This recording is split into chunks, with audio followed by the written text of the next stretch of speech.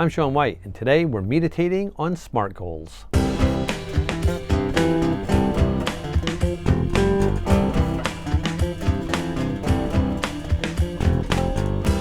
Large majority of the work that I do when I'm coaching clients revolves around setting goals and then working towards achieving those goals.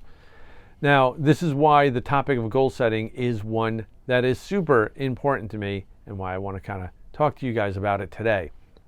Because goals establish a system of accountability that allow us to monitor our progress over a period of time.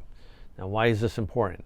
Well, because when we're seeing progress, that's when we're motivated, right? Our self-confidence can increase. We can be encouraged to keep going forward and try to make it through to the end and achieve our goal, right? When we don't see progress, we get discouraged, we quit, we kind of, give up or slow down and just don't work on it as hard.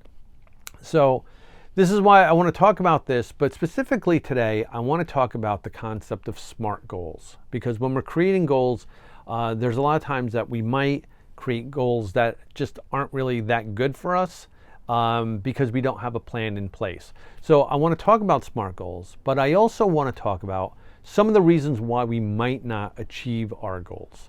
So let's get started talking about SMART goals.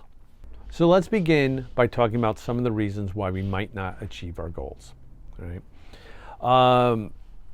We're not going to really go into super in-depth on these because, like I said, I want to talk about SMART goals. But I did want to give you guys a little bit more information with this if it's something that, if you're thinking about creating goals for yourself.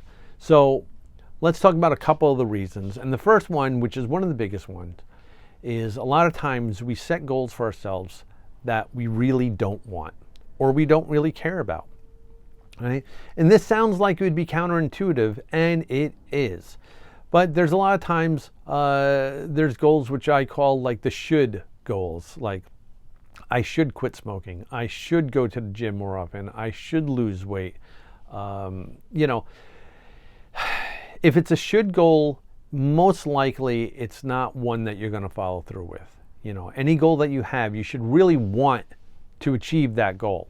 And if you just feel like you should, you're setting yourself up, for failure, like right off the bat. Now, another thing that I like to point out is making sure that we have goals that align with our core values, right?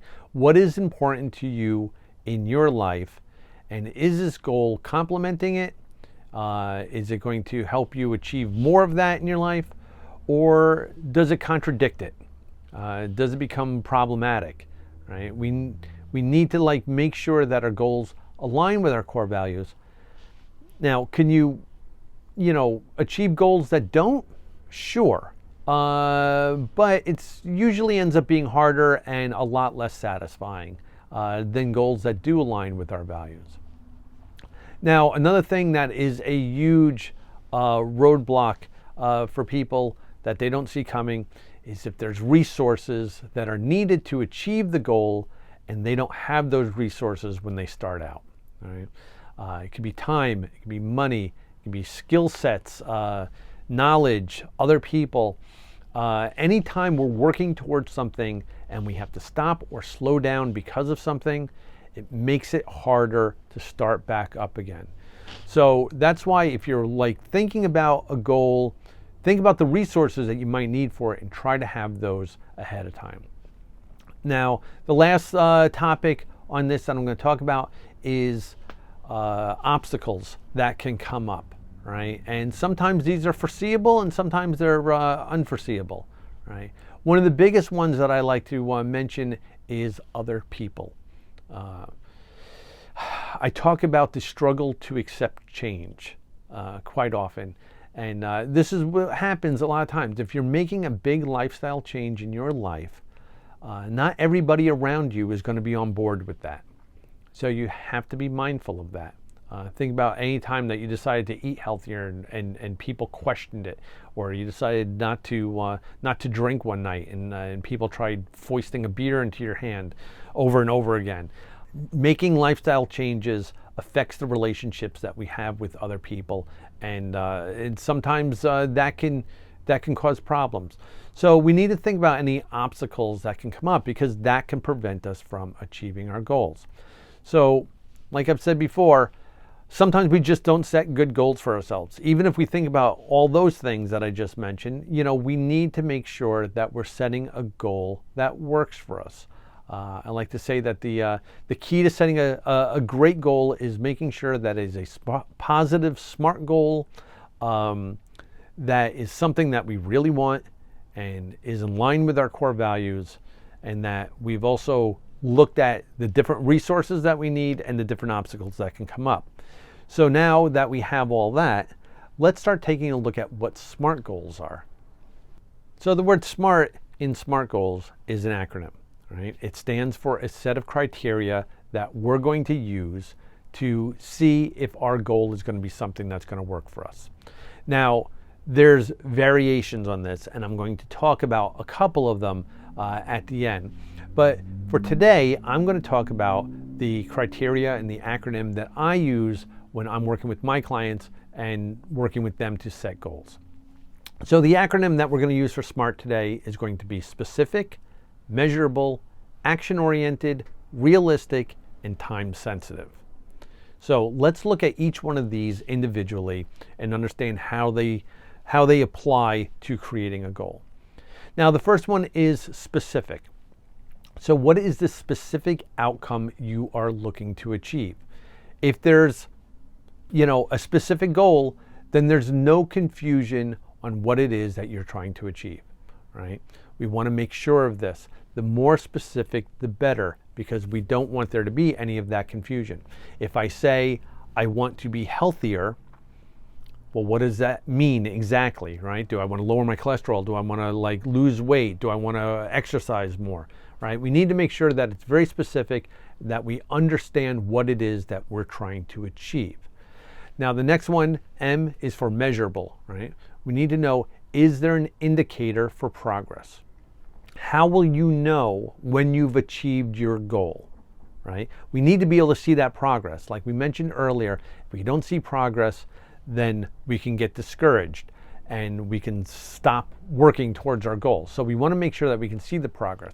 So this is what we need to do. So if I say I want to lose weight, well, that's specific, but it's not measurable. So I need to say, well, how much weight do I want to lose? So if I want to lose 10 pounds, well, now I have a goal that I can track the progress on. So A, I use for action-oriented. Are you in control of your goal, right? You have no control over passive goals. You have no control over goals that rely on other people. I always want people to have something that they can be doing, an action that they can be taking towards achieving their goal. If they don't, and if it's in other people's hands, then you're kind of setting yourself up for failure a little bit. So always make sure that whatever the goal is that you're trying to achieve, you can be in control of it, and there's things that you can do to achieve it. Now, R is for realistic, and this is a very, very important one, obviously, right? Can you actually achieve this goal, right? Sometimes we set too lofty of ambitions, and this is why we don't follow through or we fail with our goals. So think about that. Is the goal too big? Is it too ambitious? Can you break it down into smaller goals? We do this a lot with clients. Is the goal too small, right? Can you combine it with other smaller goals to create one larger goals? We really need to think about this. We also want to make sure that we're just not reaching too big times. I tend to be a little bit better with overachieving small goals than underachieving large goals. But we always want to try to make sure that we're finding a goal that kind of meets us where we are, and one that is realistic and one that we can definitely achieve. Now, the last letter is T, and that stands for time sensitive. Does your goal have a deadline, right? Because goals without deadlines can get pushed off indefinitely, right? And sometimes we set our deadlines, our time frames for our goals, and they just don't work out, right? Sometimes we don't make the amount of progress that we wanted to make, and that's okay, right? We can take that data from that progress that we have made and go, okay, well, we might need to, push the deadline a little bit further out. We may need to scale back, the goal entirely. That's fine. Goals tend to be very fluid when we're working with them. They're not hard set, but we do need to have some sort of deadline on it so we know if we've actually achieved the goal in the time that we wanted to. Now, if you're the type of person that struggles to meet deadlines on your own, right? And I know I can definitely be like that. Well, finding an accountability partner is something that's going to help you out immensely. So find a friend, find a family member, find a health coach, find anybody who's willing to work with you. And then, this way they can kind of help keep you on track and keep you on schedule. All right, before I wrap up, I just want to mention the fact that there are variations on the acronym. I mentioned that before. And I want to point out a couple of them. There's a ton, so I'm not going to go through all of them. A can also stand for achievable or attainable. I like those. However, for me, they're very similar to realistic. They can work together with realistic, but I prefer using action-oriented because I always like to make sure that the people that I'm working with that are trying to achieve the goal, they know that there's things that they can be doing, there's actions that they can be taking to achieve the goal, and it's putting the onus in their own hands. So that's why I prefer action-oriented. The big one is relevant. That one you'll see a lot if you look it up. For me, I talk a lot about making sure that our goals align with our core values. That's very similar to relevant. So it makes it a little bit more redundant for me. R is for redundant. And so that's why I stick with realistic.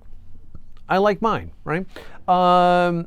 You'll find that everybody finds the acronym that works best for them, and they go from there, right? So this is the one that I use when I'm working with clients or if I'm doing workshops, and so I stick with that one.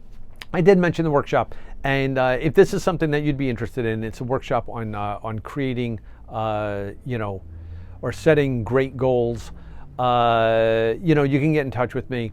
We can do it one-on-one, one-on group, in person, virtual, doesn't matter. We're here to make your life easy, right? So if it's something that you're interested in, just get in touch with me or go online to our website and you can book a session there. I hope you found this informative, and hopefully it's something that you can use. If you like this video, please click the like button and let your friends know what we got going on here. If you want to hear more of what I got to say, then subscribe, turn on notifications, find out when new videos are coming on, and also look us up on various social media platforms. I'm on all of them now. We just added more. It's nonstop. And leave me some comments down below. Let me know what you think about goal settings and SMART goals. You like them, you hate them? Let me know. Love to start a dialogue with you. So until we speak again, be well, be safe, and be kind, everybody.